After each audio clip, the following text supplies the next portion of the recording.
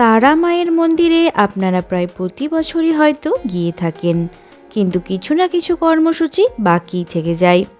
কখনো মন্দির দর্শন ভালো হয়, তো কখনো মাকে ফুলের মালা সহ অর্ঘ্য নিবেদন মনোভূত হয় না, কখনো ভোগ পাওয়ার উপায় মেলে না, কখনো আবার সময়ের অভাবে পরিকল্পনা মাফিক ভ্রমণ সম্পন্ন হয় না।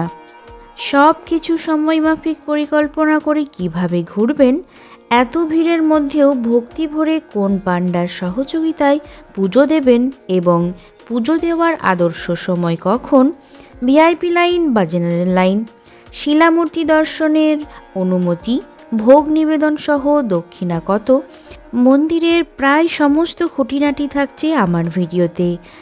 আরও অনেক কিছু রয়েছে, স্কিপ না করে পুরো ভিডিওটা দেখার অনুরোধ রইল।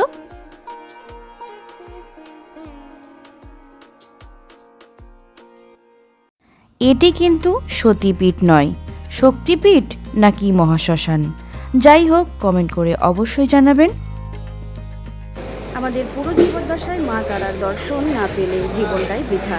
নমস্কার বন্ধুরা, আমি মনীষা নিউজ ট্রাভেল চ্যানেলে আপনাদের স্বাগত। শুরু করছি আজকের ভিডিও, তারাপীঠে তারা মায়ের দর্শন। তারাপীঠে আসার জন্য ট্রেনের টাইম টেবিল সম্পর্কে বলে রাখি। হাওড়া থেকে সকাল 6টা 5 মিনিটে গণদেবতা এক্সপ্রেস, 8টা 55 মিনিটে কুলিক এক্সপ্রেস প্রতিদিনই ছাড়ে। এছাড়া জামালপুর বন্দে ভারত সকাল 7টা 45 মিনিটে ছেড়ে 2 ঘন্টা 15 মিনিটে রামপুরহাট জংশন পৌঁছে দেয়। ভাড়া পড়বে উইথ ফুড 750 টাকা, উইদাউট ফুড 650 টাকা। অন্যদিকে শিয়ালদা থেকে সকাল 7টা 20 মিনিটে মা তারা এক্সপ্রেস পেয়ে যাবেন। গন্তব্যস্থল রামপুরহাট জাংশন। হোটেল চেক ইনের জন্য এটি আদর্শ ট্রেন। আমি নৈহাটি জংশন থেকে যাত্রা শুরু করছি, ট্রেনে উঠে পড়লাম। মা তারা এক্সপ্রেসে খুবই ভিড় হয়, আগের থেকে রিজার্ভেশন করে নেবেন। জানালা থেকে প্রাকৃতিক দৃশ্য আস্বাদন বড়ই মজাদার, চলুন উপভোগ করি।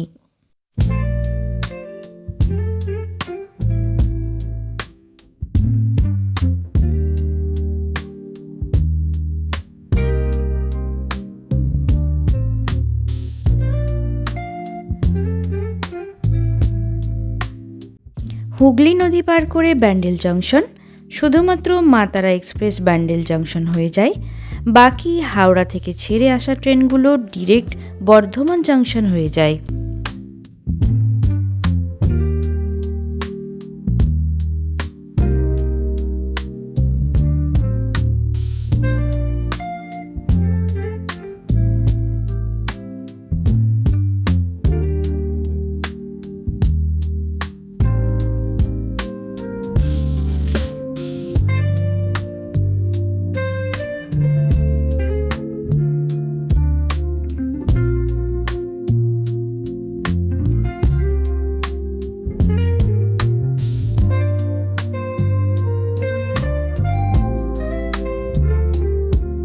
বর্ধমান জংশন ছেড়ে বেরোলেই প্রচুর পদ্ম ফুল এবং শালুক ফুলের চাষ লক্ষ্য করা যায়।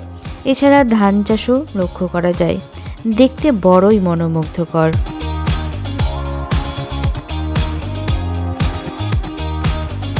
ট্রেনের ভিডিও ক্যাপশন কেমন হয়েছে অবশ্যই জানাবেন। মা তারা এক্সপ্রেসে বাউল গানের প্রদর্শন বেশ প্রচলিত।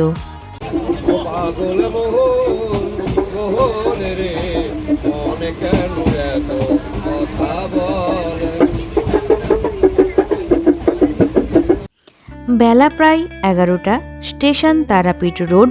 অনেকেই এখানে নেমে যায়। এখান থেকে মায়ের মন্দির প্রায় 5 কিমি।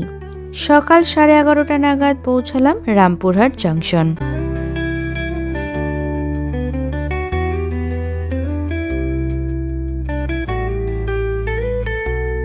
স্টেশনের বাইরের কাঠামো মায়ের মন্দিরের আদলে তৈরি, দেখতেই পাচ্ছেন। ডান দিকে বেরিয়ে অটো স্ট্যান্ড পেয়ে যাবেন। স্টেশন থেকে বেরিয়ে টোটো বা অটোগুলো ভাড়া বেশি চায়। অটো ভাড়া পার হেড 40 টাকা নেবে মন্দির পর্যন্ত। দরদাম করে উঠলে 20 টাকাতেও হয়ে যেতে পারে। অটোতে যাওয়ার সময় বহু 5 স্টার হোটেলগুলো পেয়ে যাবেন, যেগুলো মেক মাই ট্রিপে বুকিং করাতে পারেন। দূরে দেখুন তারাপীঠের গেট। এই ফলওয়ালা দাদা তাকে দেখানোর জন্য অনুরোধ করলো আমার চ্যানেলে।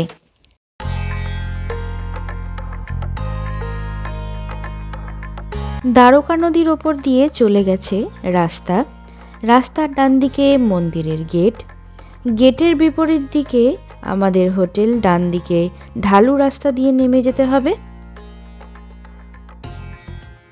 ঢালু রাস্তার দুপাশে প্রচুর দোকান। এই দোকানগুলোতে রান্নার সরঞ্জাম কিনে এনে রান্নাও করিয়ে নিতে পারেন কিছু টাকার বিনিময়ে। বন্ধুরা মিলে গ্রুপে আসলে খাবার রান্না করে খেতেই পারেন ঠিক এইভাবে। এছাড়া হোটেল তো রয়েইছে। কাজলিকা 1 এবং কাজলিকা 2 এই দুটি হোটেল একই মালিকের এবং বেশ ভালো ব্যবহার এদের। ডিটেলস দেখাচ্ছি, দেখতে থাকুন।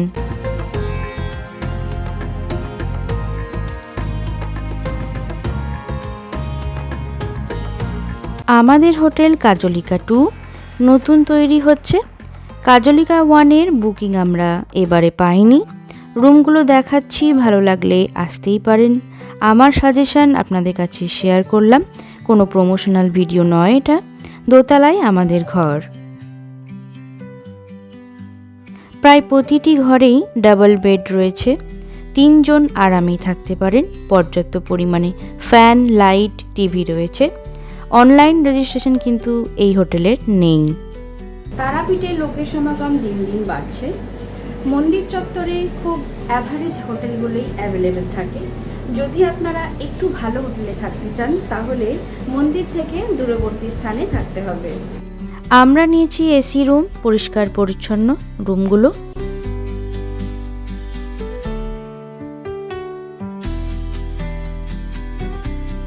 হোটেল কাজলিকাতে এসি রুমের জন্য 900 টাকা পে করতে হয় এবং এসি ডিলাক্স রুমের জন্য 1200 টাকা। এছাড়া 800 টাকার নিচেও নন এসি রুম পাওয়া যায়। এবার বাথরুমটা দেখাচ্ছি। এটা সকলেই সবসময় দেখে হোটেল বুক করতে চায়। এখানে বেসিন, কোমোড, গিজার এবং শাওয়ার সব কিছুই অ্যাভেলেবেল রয়েছে।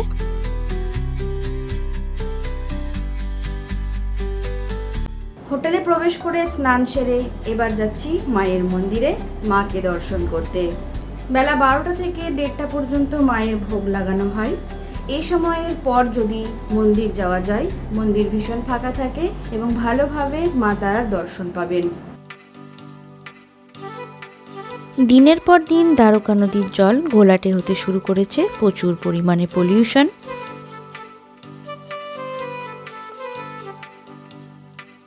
মন্দিরের মূল গেট, বাম পাশে রয়েছে ল্যাংচা মহল এবং ডান পাশে দ্বারকা নদী। সোজা চলে যান বেশ কিছুক্ষণ। ডান দিকে পড়বে মহাশ্মশান ও বামদেবের একটি মন্দির এবং ডান পাশে পাবেন কালী মন্দির ও শ্রী শ্রী নিগমানন্দ মহারাজজির আশ্রম।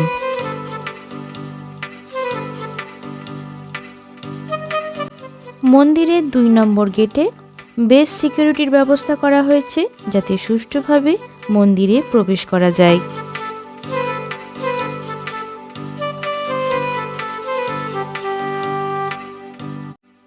একদম মধ্যবর্তী অংশে রয়েছে নাট মন্দির।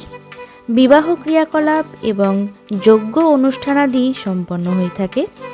এই জায়গাটি থেকেই মায়ের আরতির সময় দূর থেকে মায়ের দর্শন পেতে পারেন।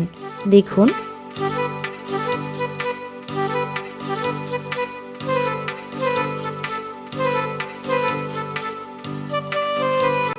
নাট মন্দিরের একপাশে ব্যারিকেড করা সরু পথ আপনারা লক্ষ্য করছেন। এই ব্যারিকেডের ধরন প্রতি বছরই পাল্টায়। এগুলো সব 500 টাকার ভিআইপি লাইন। দুপুরের দিকে প্রায় 40 মিনিট সময় নেয় মায়ের পুজো দিতে এবং অন্যান্য সময়ে 1 থেকে 2 ঘন্টা সময় লাগে। মোবাইল নিয়ে প্রবেশ নিষেধ। এখন এখানে টোকেনের বিনিময়ে জমা রাখতে হয়। এটি জেনারেল লাইন। পুজো দেওয়ার জন্য এখানে কোনো পয়সা লাগে না, তবে সময় লাগবে 4 থেকে 5 ঘন্টা।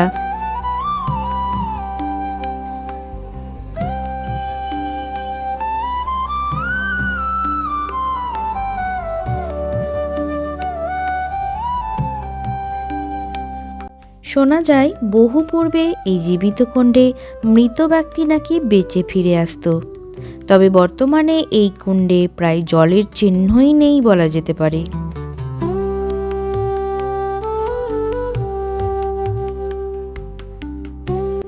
বিগত 2 বছরের পর্যবেক্ষণই বলে দেয় গ্লোবাল ওয়ার্মিংয়ের কুপ্রভাব কিভাবে আমাদের গ্রাস করেছে।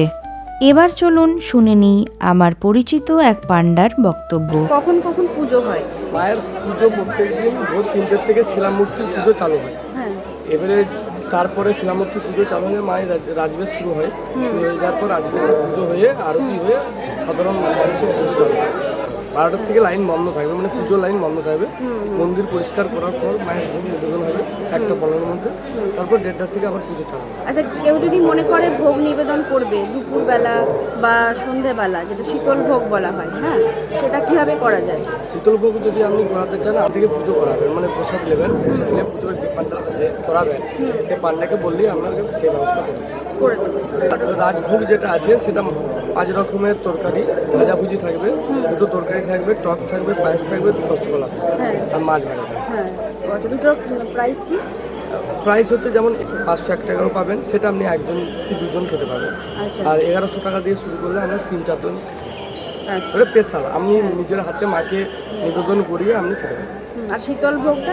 শীতল ভোগটাও আপনার সেম, হুম। ওটাও আপনি মায়ের নিজের হাতে আপনি মানে চড়িয়ে আপনি খেতে পারেন, মানে বিলিও করতে পারেন, সেটা আপনার নিজস্ব। হুম, ঠিক আছে। মায়ের শিলামূর্তি দর্শন করতে গেলে আপনাকে স্পেশালভাবে পারমিশন করতে হয়, এখন বন্ধ আছে।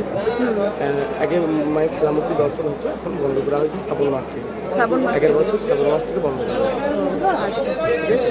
আর যদি দর্শন যদি ঠিক মতন শিলামূর্তি করতে চান তাহলে কমিটির কাছে পারমিশন নিয়ে পারমিশন নিতে হবে। ওটা আপনার স্পেশালভাবে করতে হবে। তো কমিটির সঙ্গে দেখা হবে কি হবে? কমিটির সাথে যে পান্ডার আন্ডারে আপনি পুজো করাবেন সেই আপনার ব্যবস্থা করবেন। সমস্ত কিছু আপনার সমস্ত কিছু ওনার হাত দিয়ে সব কিছু হবে। করতে পারি। তো মোবাইলে আপনি অনলাইনেও বুকিং করাতে পারেন, সেটা আপনাকে ভিডিও কলে দেখিয়ে নিবেদন করিয়ে মায়ের কাছে নিবেদন করিয়ে মোটামুটি আপনার সাধারণ মানুষকে বিলিও করে দেওয়ার সমস্ত কিছু ব্যবস্থা আছে। আচ্ছা, আর অনলাইন যদি পুজোও ব্যবস্থা আছে। ধরুন দেরি হচ্ছে আসতে, আপনাদেরকে টাকা পে করে দিল, তারপরে কি ভোগ নিবেদন করা যায়? অবশ্যই অবশ্যই, কিন্তু আপনাকে টাইমে ভোগ নিবেদন বলতে আপনাকে ভোগ নিবেদন করানো রয়ে যাবে, আপনি আর ঢুকতে পারবেন না তখন, মানে রাজভোগ তো ওই 1:30টার মধ্যে আপনাকে কমপ্লিট করতে হবে না, তারপরে তো পুজো চালু হয়ে গেলে আর রাজভোগের কোনো নিয়ম নেই ঢুকিয়ে অন্য ভোগ নিবেদন করা। আচ্ছা আচ্ছা। আপনার ওইটা আমরা নিবেদন করে দেবো, তারপর আপনি এলেন ওই রাজভোগকে আপনি প্রসাদ হিসেবে গ্রহণ করলেন। আচ্ছা, ঠিক আছে, ধন্যবাদ। মন্দির চত্বরে আরও ছোট ছোট মন্দির রয়েছে, সেগুলিতে বর্তমানে কনস্ট্রাকশনের কাজ চলছে। চলুন দেখে নিই।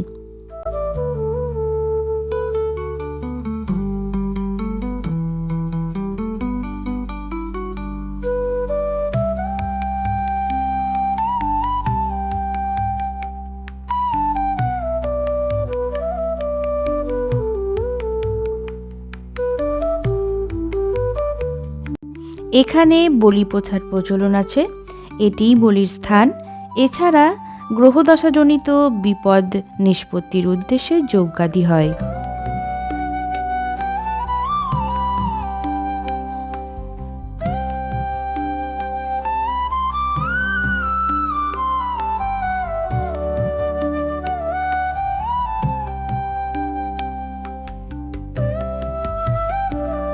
এটি বাইরে যাওয়ার পথ। এবার নিয়ে যাব আপনাদের গোশালা এবং রন্ধনশালার দিকে। জীবিত কুণ্ডের ধার বরাবর গোপালিত, ঠিক এর শেষেই রয়েছে রন্ধনশালা। এখানে বলে রাখি মায়ের ভোগের জন্য আলাদা রন্ধনশালা আছে, যেখানে সকলের প্রবেশাধিকার নেই। এছাড়া আরেকটি রন্ধনশালা এখানেও রয়েছে, যা সাধারণ মানুষের জন্য রান্না করা হয়। আলু পটলের তরকারি, মাছ, সবজি, ভাত, চাটনি, পায়েস, বাসন্তী পোলাও ইত্যাদি খাবার আজকের প্রসাদে রয়েছে। দুপুর 1টা থেকে 2টো পর্যন্ত বিনামূল্যে মায়ের অন্নপ্রসাদ পাওয়া যায়। নাম লিখে টিকিট কাটতে হয় সকাল 8টায়।